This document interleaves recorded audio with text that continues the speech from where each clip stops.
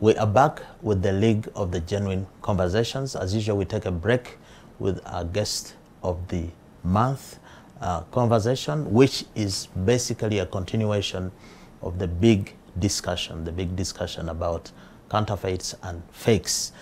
We are privileged to have a veteran not in terms of age or a veteran not in terms of anything else, but a veteran in his field. The veteran we have is Issac Rucci. The millennials might not know him, but for us, Rucci was the main man when we were at university. Issac, welcome. Thank you very much. I remember admiring your you used to have very good posters, you know, postcard with a group of Limitex. Yes. In the early 90s as I was finishing university. And I didn't know I would sit with you in the same room like this. You are a star those days. Yeah, you're But so as kind. I was coming here, I was told that you are no longer a star, you are an expired musician. How do you defend yourself to that charge? It's not true. You cannot expire people like me. By the way, when I turned 50, I'm not shy to toot my horn anymore. But you see, you can't sing even. Oh. You can't. I sang. Yeah. 2 days ago, I stole the show somewhere. Yeah. You can still sing. I can sing. Anyway, we're here in Phenon Event Studios. The setting, as you can see, has changed a bit. Rucci has been kind enough to ask us to do the interview here. I think it's a befitting. It's a beautiful place. Thank you. Phenon Events, yes. What about it? Phenon Events is the, one-stop shop, plug-and-play solution to anyone that's doing events in this country. If you're doing an expo, you're doing a wedding, you're doing a conference, Phenon is where you come to. One-stop shop. We take care of everything. All you gotta do is just show up, and the rest is fixed. Everything else is fixed. It's very common in the entertainment event space in Uganda. Sometimes you go to an event and the mics are acting up, they keep changing them. The speakers are, like they're cooking something in there. Yeah. So we have a lot of fakes. Yeah. You event guys have fakes. Yeah. Within. Unfortunately, yes. Can you speak to that? We had an opportunity, and I'll say this for me and Steve, maybe the exposure, the time that we spent in LA, because Steve was going to school in LA and Limitex had already moved to California. I think those times exposed us to excellence. And I remember coming back and doing an event for the first time when I came back and I wanted to be a promoter and not a singer. I did CC Winans. And I looked for sound. There was nothing. They came down here. In Uganda. Yes. Yeah, there was nothing here. But everyone told me, no, we can do it. For Tukuba Stadium, I'm like, maybe you've been doing it the wrong way, because I would look at the hardware and it just wasn't anywhere near to, being able to do the real thing. So I had to go to Kenya. And I got into trouble for that. People are like, no, we have sound. Why would you go to Kenya? Why would you spend $30,000 or $40,000 to go to Kenya? I'm like, they have the equipment.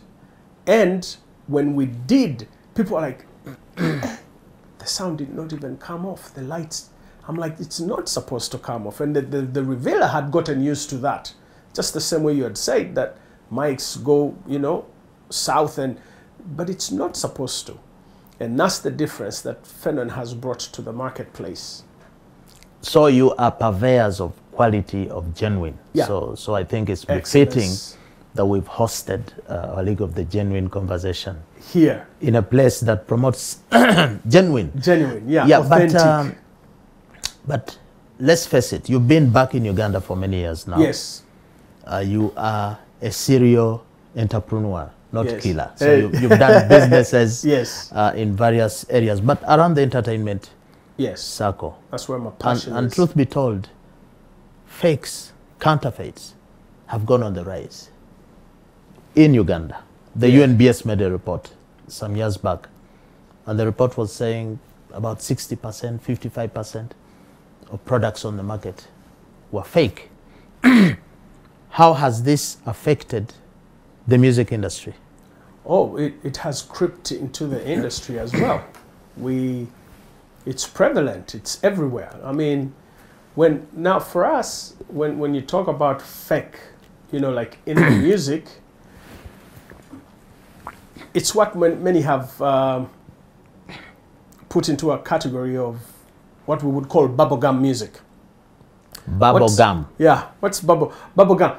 And then you can literally translate that in your head. You know, when you get bubblegum, Big G, whatever those chewing gums Bubblegum, is it like a nursery rhymes or what do you mean? No, bubblegum music is literally like when you chew on the bubblegum, you know, chewing gum. You chew on it 20 minutes, you want to spit it out because it's lost all the sweetness and it becomes something very rubbery and chewy and not pleasant. And there's a lot of music that comes that way with a shine, but the shine is not real. You know, it hits you. You hear it 3-4 times and you don't want to hear it ever again. Then there's songs that you hear that have staying power. Their shelf the shelf time. life, the content. Yes. Can eclipse 1 year. But 2 Limitex, you were doing bubblegum also? No. That's why you probably did not stay long. No. We band. were so ahead of our time that when you listen to some of our stuff today, 20, 30 years later, it's still relevant. Lyrically, musically, and the quality of production. I mean, Malibongwe, our biggest song. This song is about 31 years old. I bet you if they played it now, you'd feel something, even if you're hearing it for the first time. That's a difference. Bubblegum music is more like synthetic leather to original or pure or real leather. Synthetic is attractive and it can have that shiny skin. But I promise you, you buy a synthetic shoe and you wear it in 1 week, it will have a cut somewhere. And yet you can wear that pure leather thing for 10, 15 years without it phasing. Rucci, you appear to be, in a clever way, giving some stick to the music fans who like that kind of music, because the artists will not produce music that the fans don't want. So are you saying we also have bubblegum fans or synthetic fans? You know what? We are like a human test buds. It's what we feed. You develop your test buds with what kind of foods that you keep eating. And if you eat the wrong food, that is what your test buds will, you know, want, because that's how you've trained it. It's the same way with our fans and revealers. It's what we give them. You know, the appetite for tabloid in this country is because we keep giving it to the people and the people keep consuming it. So what came first, the tabloid producer or the tabloid consumer? Because the egg and chicken comes in there. Is it that the artists are the ones that influence the mindset and thinking, or it is the audience that influences? They go hand in hand. The artist brings the content and the tabloid exploited it, you know? And then social media escalated it. Because now our relationships, we break up on social media. All of a sudden it becomes content. And then it becomes tabloid. Somebody will take that truth that you've given and they'll add another 90% spin. Isaac, you touch a very hot area, social media, internet. And I know there is an intimate relationship between music and the internet and social media, because that's a good way for anybody to promote themselves. Yes. I was reading a report coming into this show, which said that between 2020, COVID period, the piracy sites, the sites that pirate music, had close to 3.5 billion visits, okay? Meaning that we, the ordinary citizens, you know, are going there to pick music, pirated music. Yeah. And this goes on unabated.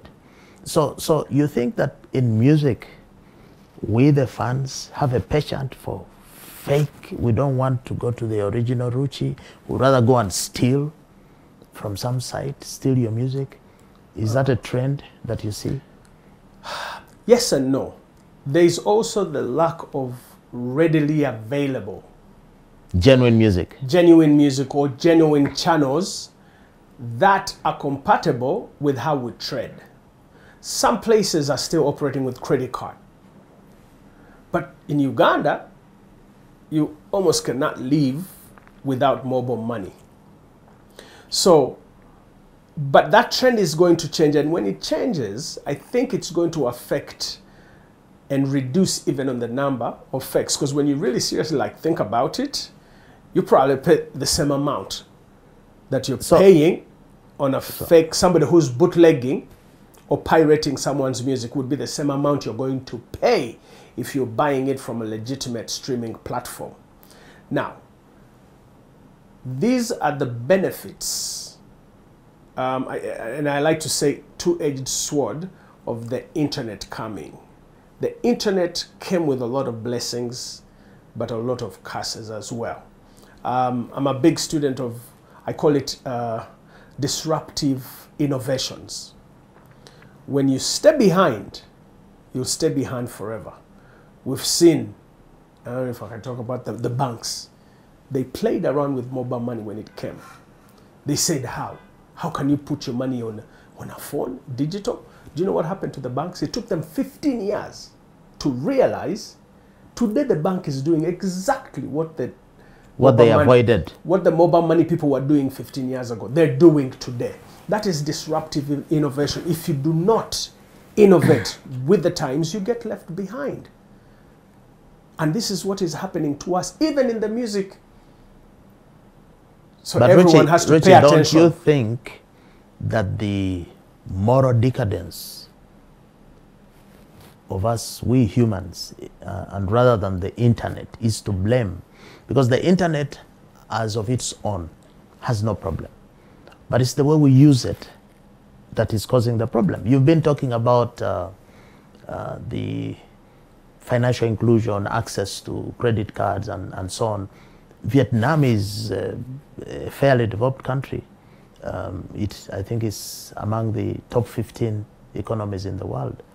But it's the #1 hot stop for music piracy. But they have credit cards. They are advanced. They are not like we guys here. Why is it that despite that advancement, they still prefer pirated music? So it might be down to our corruption or decadence or moral degradation that is actually pushing piracy, and not the internet per se.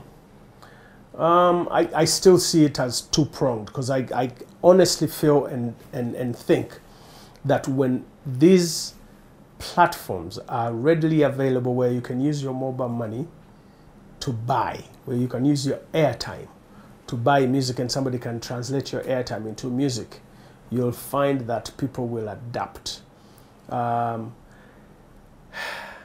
We just have to start talking and finding ways of changing people's mindsets. It's how, our settings are, and those can be changed. Those could be changed. Yes. But music is still a big influence. Yeah. It's like a way of life. I mean, you have ringtones, you have. Do you think the content, I know you talked about the synthetic bit of it. Yeah. Were you referring to the content? What is being sung about? What is the message? Do you see something lacking there? It's a combination. It's a combination of both. It's the content, what we're singing about, the lyrical content, but it's also the technicalities, how we're doing it. People are not. You rarely hear someone's voice as raw as it can come with just a little sweetening. But today it's flipped. Somebody sings and sings 8 octaves, which is probably humanly not possible. But talking about music, and I always say this, music is the most powerful medium to communicate to the human mind. This has been scientifically proven. That is why the choice of learning, even for kids in kindergarten, do you remember that we learned phonetically? I can sing a song that you sang 40 years ago and it will come back to your mind like this. Why? Because it's easier to retain if it is musical. If I started singing A, B, C, D, E, F, G, in your head, you already know what's coming next. That's how we learned our ABCs. We sang them. That is how powerful music is. It is the most powerful medium to communicate to the human mind, and the advertiser knows that. The politicians know that. That's why they're all including music. That is how powerful it is. Powerful, but you, the musicians, are not using it in the right way. For example, you're not using it for development. You're not using it to solve human problems. Yes. For example, we have a big problem with hunger. As we speak now, yes, there are many people who are going to bed without having a meal. But look at the big artists. How much music has been produced to fight hunger? I think during the Ethiopian famine in the 80s, you had all the big artists coming together, Michael Jackson, all these guys. We are the world. Yes, we are the world. How many albums have been released to fight hunger by musicians? So the charge is that maybe you, the artists, the musicians, you are actually not using music to promote peace, to promote development, to fight the human problems we're facing, like hunger. Yeah, but you see, the challenge again is the music world or the entertainment industry is also very finicky. Now, that finicky, I like that word. I sometimes create my own words, so it don't check the dictionary for that. Yes. That was a runaway hit, and maybe it became a novelty. It's one of those standalone. Now, when people have tried to do it, you know, it became a gimmick. They tried it again and it didn't work. Maybe We Are the World needs to be left alone. No, but it was a rallying song to raise funds. Exactly what famine. I'm saying. But people have tried to do that and it didn't really take off. See, that's the other challenge of a monster hit, because you're always going to be compared. You know, but we can do so many other things. If it's not a song, let it be a film, let it be a poem or something. And I was just, you know, cutting slack for some of the artists. You know, we're not all going to do We Are the World, but we should do something. Isaac, we have to take a break. When we come back, can anybody or everybody be an artist, be a musician? When we return.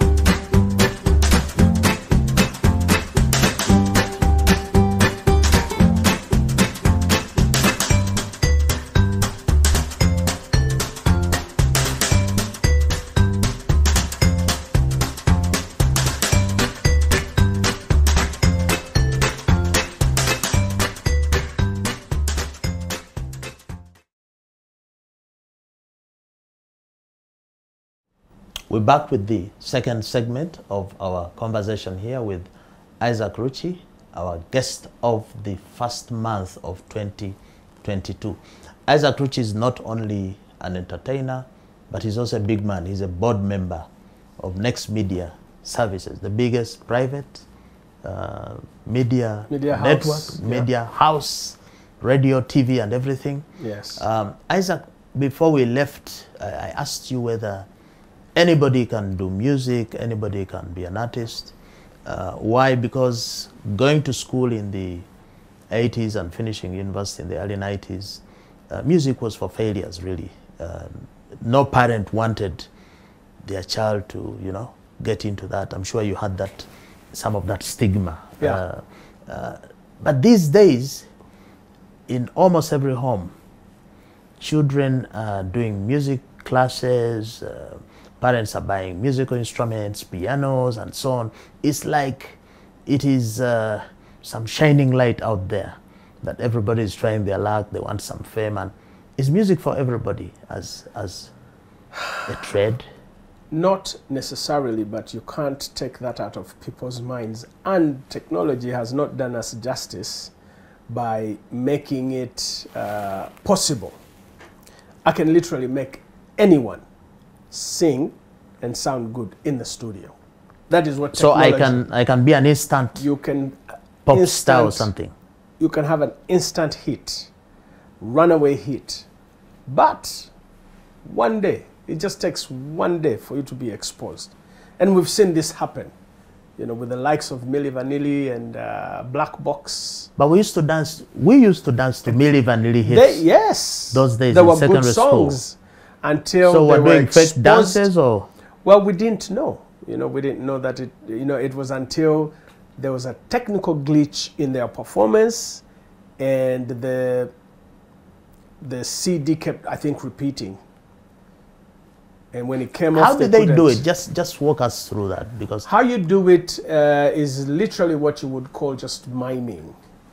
They mime everything. You give me a mic. The studio, I go to the studio and do a very nice song. You, When Rucci, I've the done musician. the song, yeah, Yes. everything is done. All I have to do now is you come and practice like we used to do in high school, where you would mime. Now, some of the best mimers, you know, would go with every movement, vocally, the expression, you know, this is what the guys sang. You know, when the guys in the studio sang something that you would feel, when somebody's miming, they show the facial expression. And these guys were good at miming. They never sang. Nothing came out of their vocals. And this is how they got busted. But how did that go on? Because it was widespread. Black Box as well. Yeah. The black Italian lady. Yeah. We danced to a lot of her music. How was this whole thing bust? Because it was a cover. It was a glitch. Yeah, it was a glitch with the technology where the CD didn't play. But it was covered. The record labels knew what was going on. But there was a trend. There was African American singers had somehow, you know, dominated, but there was still a novelty or an import in Europe. So they wanted to get their own sounding that good. Now the Swedish did it better. The Swedish adapted, copied the styles and perfected it, but they would sing it. And that's why for a big period, some of the best songwriters were coming out of Sweden. But some of the other countries actually got their own black people and, you know, tried to go with the trend and got the American singers and their styles with these guys mimicking them. And that's how... Isaac, you know, you're talking about black people, black musicians. Are you suggesting that blacks are a known heavy quantity in the music industry, that if you're black, you're most likely a good singer? Or what is it about blacks and the music? There's something about us, you know, Africans and African Americans. There's something just maybe a tad special from all the other guys. I mean, the vocal ability or the vocal gymnastics. Other people can sing. Somebody can do a very simple somersault. Somebody can do a backflip, but somebody who is an expert will do a backflip and then 3 flips and before they land. When it comes to music, we are acrobatically more endowed than the average or the other singers. But come to think of it, if somebody would sing very well in studio and produce a good hit, yeah, what would be preventing them to get out of the studio and go to the stage and produce that very good hit? You see, after all, it's popular and it has a wide attraction. What would hold them back? Many are actually doing it and getting away with it. It's become the culture of most of the performances. When it's not a live band, people come and play back, what we call CD playback. So they'll play your song and you'll sing on top of it or just even mime it. And sometimes, or many a times, the revealer wouldn't know any different. But the challenge will be is when something happens, if you're doing a live interview and they ask you to sing. You know how we were talking in the beginning? I thought you were going to put me on a spot to sing something. Now, I can back it up. But you failed. You failed to take the challenge. I will not give it to you at You can the wake moment. me up at 3 a.m. in Yes. the morning and I will sing something. But there's people who can't sing the chorus of their song. If they sang it, you would be like, that is so horrible, but because it was perfected in the studio. That's what technology has given us. But even when you do that, at some point you will experience. And there are certain things. During our days, we used to have karaoke. Yeah. The karaoke was also a form of faking, or no? Is it permitted? No, use karaoke of is music? actually very entertaining because this gives an opportunity. Now, this is where people get it twisted. Just because you're sounding good on somebody's song at karaoke is not a license for you to go and sing in a stadium full of 20,000 people. There's some people who are good shower singers, but don't get it twisted. And we see this crossover. A lot of our artists actually have somehow managed to marry the two, music and politics. People become very popular on social media. You look at your numbers and you think you can actually translate those into votes. And that's why we've seen the trend in the last few years. A lot of young artists, rushing the ballot box. And some of them have gotten their fingers. But the karaoke, burnt. I saw some Filipino, we used to have Filipino bands. Yeah. I saw them in Dubai as well. And in one of the shows I watched, the guys also played their own music. Yeah. That they had produced. Yeah. So I think it can be a springboard if it's well used. Yeah. To produce your own genuine music. Okay, now there's karaoke and there's doing cover music. Now cover music, those are real musicians who get paid by singing a Michael Jackson song. These are professionals, they have a real band. Now karaoke is where they will play the song back and give you the lyrics on a screen, and it's very popular in bars. And you can sing it horrible, but the guys that do the covers, no, those are the ones that probably has a brilliant, amazing voice, but has not broken through yet. And he loves music, gets a platform, sings other people's music. That is accepted, it's allowed, it's a profession, it's recognized, in all the markets. Isaac, can we talk about copyright protection of music? What is the state of copyright protection of music in Uganda at the moment? I know you've been involved in many awards, MTV Awards, Janzi Awards last year. Yes. So you're making awards in an industry that is infiltrated, or where the protection for the intellectual property is. I don't know, where do you stand?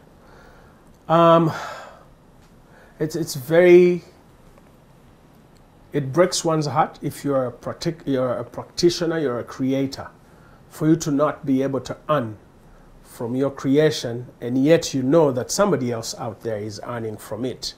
But again, some of us are keeping our eyes open. Like I told you, I'm a good student of the disruptive innovations, and we're already looking at how can we come and disrupt that. And there's already science and technologies that are coming out to where songs will be given a unique ID, DNA. Like you can't, people try and fake, but you cannot fake my fingerprint. You can try, but you won't, if all the right things are in place, it will be known that that's not my fingerprint, that's not my DNA. We want to be able to do the same for music. A lot of this has been done for some other products where they have, what are they called, QR codes. Where codes, yes. Yeah, you scan it and you know that this is, and we're trying and finding solutions, because they're there in other markets, where we'd be able to give a song a unique ID. How are you ensuring that we do not have fake music instruments? The mics, the guitars, do we actually have the fakes here? Unfortunately, yes, we do, because so they produce what kind of music? Fake music or real music? They will, they'll give you something, but you still, the ear that is sharp and technical will know that the tone of this guitar, the strings, you'll feel them wanting. Unfortunately, these things come and they flood the market. And some of them, you can't tell the difference with a naked eye or naked ear. You know, you would need headphones, and I mean, even in lighting, for those who are in film, most people know that you don't want to do a video or broadcast with Chinese lights. Why? Because somebody can tell. There's a way they flicker. And somebody can tell what kind of lighting you used. But unfortunately, they're there. So you're saying that the market. Most of us are enjoying the favorite fake music of our favorite artists. Is that a right statement? Because if they are flooded, most likely that's what they're using to produce the music. Yeah. And is there any body that is regulating this and checking that we don't have the fakes? No. In the music? No. You don't have the collecting societies that are supposed to organize these different band of rights under we have one, but even the one that we're having is still kind What's of the name? struggling. UPRS. Uganda Performing Rights Society. Yes. Because we have PRSs all over the world. Like in the UK, you have a PRS, and then this one has Uganda. And what happens is that they have these, what do you call them, these contracts that are, there's a technical name, it slips my mind, that allows UPRS Uganda to collect for PRS UK, and they remit, and PRS also does the same for Uganda.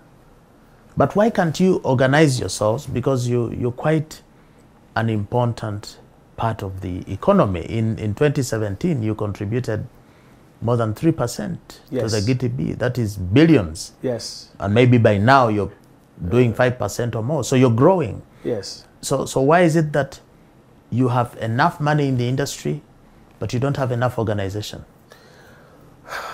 We are trying. We are the most complicated sector of people. We're creatives. And God created the universe in 6 or 7 days. Now, some of us creatives actually get it twisted and we feel like we're gods. And it's very hard to manage. I've been in the leadership. I've been in the trenches serving the industry. But it's not an easy sector, but we're working on it because we know that when we can remain united, if we can manage our situations, we can take this very far. The opportunities are just unbelievable. I mean, the cup is overflowing and overrunning. But we're running into challenges. We're also now starting. We're rocking the boat.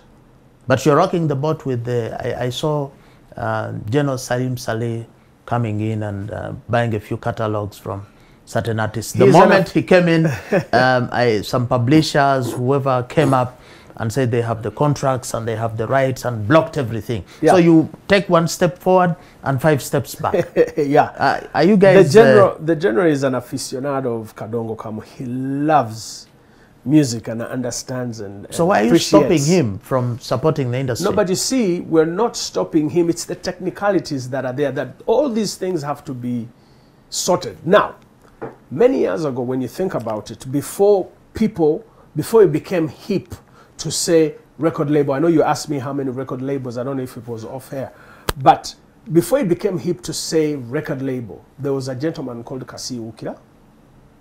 And Kasi Ukira had a monopoly, dominated. And after a while, other people woke up. Then there was another one called Silver. Kasi Ukira would buy an album and pay someone a lump sum, say $10,000, $20,000. But Kasi Ukira would go on to make $100,000 or $200,000 from the same product in less than 3 months. He would have a container, 40-foot container go to Congo, 40-foot container go to Kenya, 40-foot container go to TZ, full of Chameleon's album. And you have a one-time contract to produce as many copies. One pager, many did not care.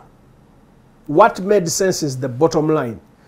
Can you imagine back in the day getting 20,000? I mean, you get the $20,000, you go, you buy a car for 5,000, then you eat the 5,000, then 10,000, you don't even know where it went. One time I was talking to Bobby Wine many years ago. He had just launched Chiwani Okay, and I was giving some pep talk to the artists on their rights. Yes. And so he told me that he'd been paid some money, I think 8 million for Chiwani, and that was it. So I asked him, you gave the contract for how many years and so on? And he said, no, I was earning from the shows. No residual checks, nothing. Nothing. So that's the plight. Yeah. That you musicians are facing. You're not using the law to protect yourselves. And those guys used the law to exploit. To exploit.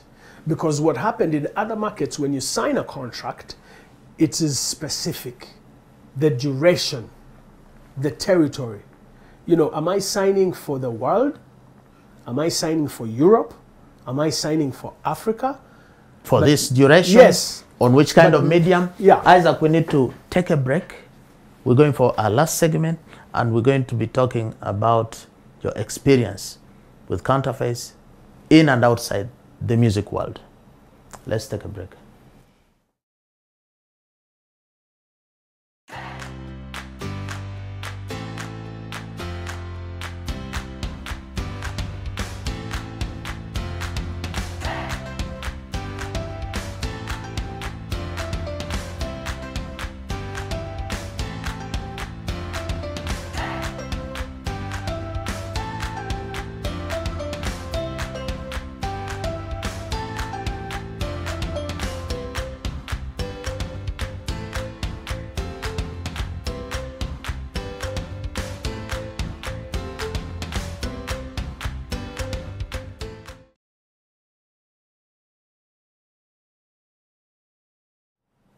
Welcome back to the last segment of our discussions here, and a guest of the month, Issac Rucci, an entertainer, a serial entrepreneur, but is also a father and a consumer. So Isaac, we would like to have some discussion around that. First point is, we are having a crisis of parenting these days. Many of the children and the parents are at loggerheads. In our times, the parent was a parent and the rule was the rule. These days, it is something different. And as a result, probably you now have children who are coming out with less and less of the skills needed, problem-solving skills, capacity to persevere, sense of entitlement. What do you say about the fake parenting and upbringing that you see as a father in the world today, not just in Uganda? Yeah. I think both sides have to make an effort, even the children that we raise. But the first steps have to be taken by the parents. We are not intentional. There's a lot of, excuse me, there's a lot of assumption that just because you pay the bills, you pay school fees, you put food and bread on the table, that's it and that's enough. But there is more to parenting than being a provider. There is that, emotional deposits that you have to make in, with your children. There is that quality time that you spend with them, the relationships that you build, so that they don't only see you as the guy, yes, that provides for the household. My experience with parenting was very one-on-one. When I came back, I had a few challenges. I came back and we were not in agreement 100% with wifey, so I ended up coming, and then the kids came. And I find myself with two girls, 1.5-year-old and a 3-year-old. And I have to wear both hats. What I did and what I had learned from my experiences and reading, I mean, people don't know, but you have to read some of these things. A plumber that fixes where we put our Kazambi and now, goes to school and studies to do that. And here we are, you want to be a parent or a family man. But you're not ready to learn nothing. Yes. So I practiced some of the things that I had read in books, and I was very intentional, and I deliberately and intentionally changed my schedule. 4:30 for about 4 or 5 years when I'd just come. You would not catch me having a meeting. And everyone knew my partners, and I really, after a while, appreciated them for having understood. Because they would say this very openly in a meeting. If somebody calls for a meeting at 5:30 or 6, they'd be, but Ike is doing the kids. They knew it and accepted because I let them know it, and I was very intentional. So 4:30, I would go pick them from school. We go home. They take a shower. We do some homework. We have dinner, sing lullabies. They go to sleep. 8, I could take any meeting. And I did that deliberately, dedicated for almost 5 years. And it made a big difference because after 5 years, I could take a trip and go somewhere, even when they're in school, for 3 days, and I would be okay. So sometimes that's the missing connection and link, is with parent being intentional, being present. It is not enough. There is no provide. amount of money What do you can say? compensate for that. What do you say for some children who have had all that, all the support, birthdays are celebrated, fees is paid, everything, recognition, praise, respect, but then a different person turns up in their adulthood? Too much dependence on the parent. There's some kids actually, if their father was a minister, they would like to have all their father's name, even if it's a lady. My name is Francis, so and so, and then they put the female name. You know, is it that sometimes the parents are overprotective and too much dependency, too much control, that in the end, the children get disabled? Yeah. So they are posted somewhere to work in an organization. The first time the boss shouts at them, they immediately report to daddy. They don't work again. They want daddy to talk to. Don't you think there is... to make a phone call? Yes, there is that lack of, some rough patch that needs to shape people. So is lacking now, and maybe probably is producing people who are not who are not productive the way they should be. Isn't that a twist there? Yeah, and this is where the twist comes from. Sometimes, and again, this is when you don't do any reading, studying, and research on parenting.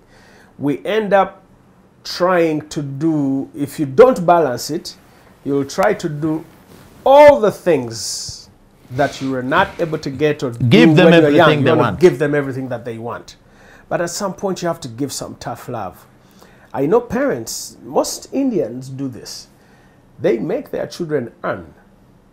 Even when he has a lot of money, he'll make you work in the shops. And you're thinking, but why? And of course, they also have some rebels who are like, no, I'm going to spend dad's money. You know, he's worked hard, you know.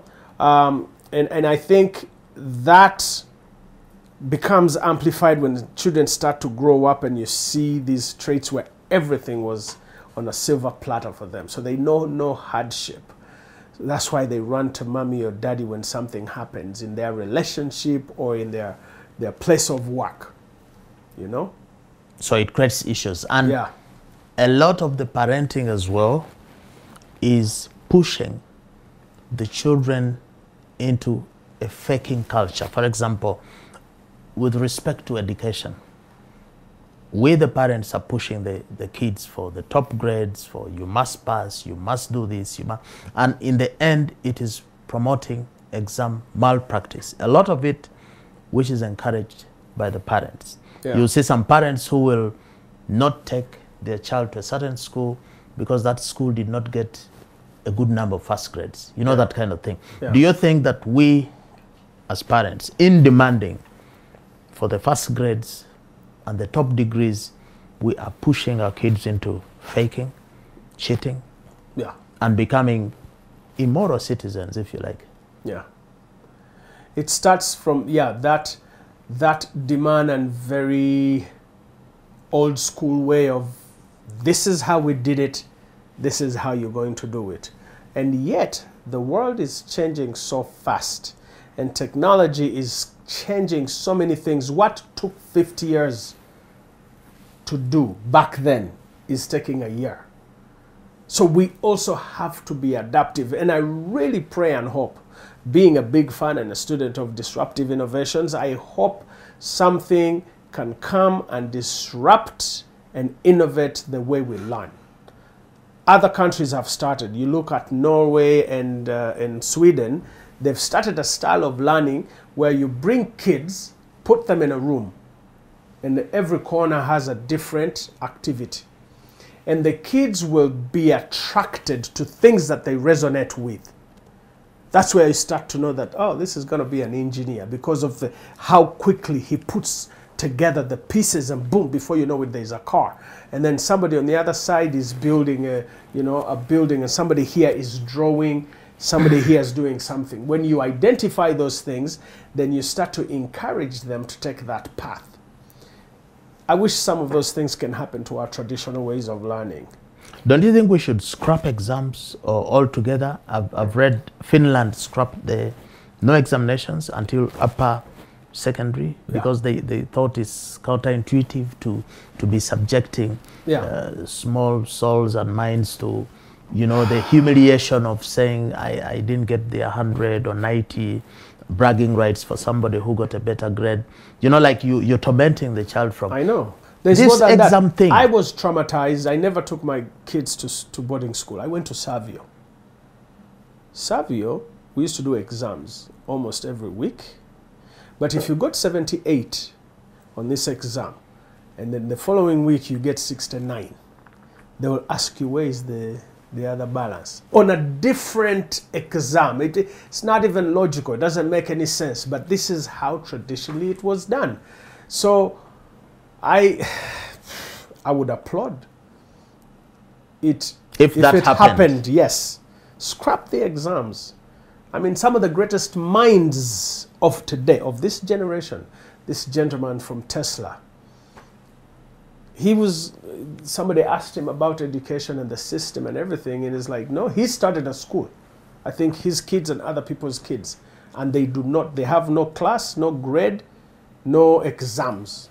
They learn. And this is one of the greatest minds of this generation. Isaac, you need to be careful. The schools have been closed for 2 years, and the school owners are just warming up to receive the students and get some business going. So, but this is the fact, this is the reality you're talking about. That's what disruptive innovation does. I have said this before. It did that to the banks. Banks are institutions, you know, they're very iconic.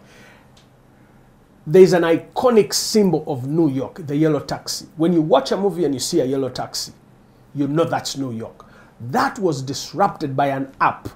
So people have to be ready for change. When the change comes to education, it will happen like boom, before you know it. The New York taxi is not like they said, the anymore. Only thing that is constant is change. Change. You can't avoid Let us talk about the home again. Yeah. The home is a breeding ground for the purchase of a lot of fakes. What is your experience? Counterfeit goods, services. What's your experience at the home level with counterfeit products? I've been exposed to it. I've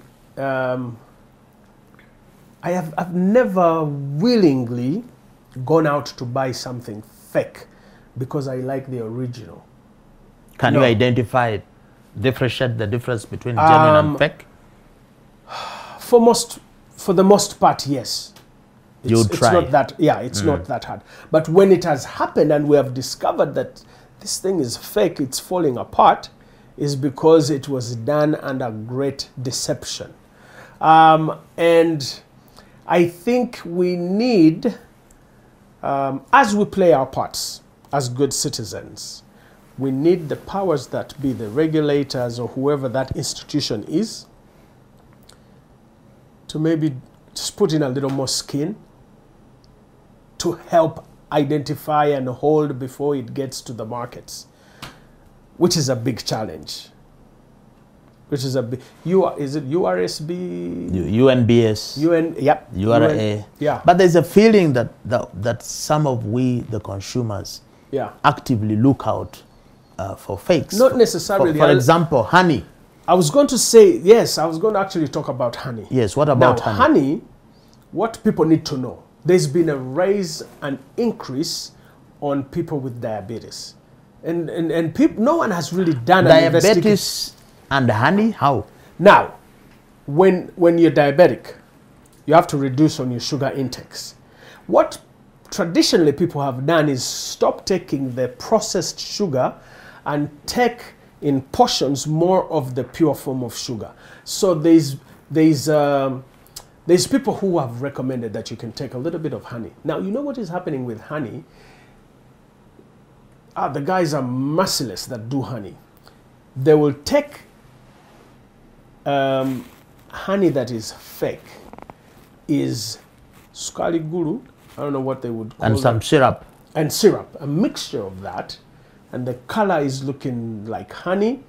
They even know, because, you know, we had learned very ad hoc, but how you check whether the honey is good or pure, you light a match on it, and if it lights... The genuine honey would light. It would light. Now they know how to put things there, whether they're dangerous or not. They'll put stuff in the honey so that it can light up. So but you mean the honey on the market now has more sugar? It has more sugar, dangerous sugar, than the sugar itself. And and you take that 6 months later, you all of a sudden your diabetes is up. Yes, you develop diabetes, and then you wonder, the person. But because for him, what the driver for him is the bottom line is, I buy this profit, for make 40,000, I'm going to get 200,000 out of it. They do not mind or care, but fakes are detrimental to our well-being, and honey is a good example. Honey, we need to close. Producer is telling me we need to end here, but we have been in COVID, and the president is opening the places of entertainment and the bars, and he said that drunkards are a danger to themselves, but music promotes these guys, to drink a lot, and now that the bars are going to open, how is music going to heed the president's message to make sure that we don't have drunkards who are a danger to themselves? It's going to be a catch-22. We've been locked up for 2 years. Yeah. The musicians mostly are the ones that were hit the hardest. 2 years you're not working. What people need to understand and appreciate is that where we're going, this is probably going to be the new normal. Let's not relax and say they've opened us and then we just go far. No. Drink to the fullest. No, continue observing the SOPs. Wear your mask where you can. Let's learn to live with COVID. COVID is not necessarily going to go away today. A week from now, we might be called back to a lockdown because there's another variant that is coming that is stronger than the one before. So we need to go with the flow, but still observe the SOPs. Yes, they're opening us up, but this is the new normal. That's why we're doing e-concerts, where you're doing a virtual concert. We're doing, this is almost virtual with 3-4 people in the room. Normally, you want to do this interview with an audience of 1,000 people plus. And we had the capacity and the technical know-how. But this is the new normal. So even the musicians and the audiences, just brace yourselves as we go out. As keep the SOPs. SOPs. Our New Year message is a counterfeit-free 2022. Okay. What is yours? My message to the people is, can we have a counterfeit-free 2022? You can ask yourself that question. With that, we need to put to a close our guest of the month conversation. We have been talking to Issac Rucci. I cannot pronounce the full name, but Rucci will do for now. He's been speaking to us about his experience with counterfeits, what he knows about the subject in the area of entertainment and music. We need to end it here by thanking you for supporting this show, liking, sharing, clicking the reminder button. We shall be with you for the next episode. We need to end here by saying, don't be fake, buy and sell genuine always.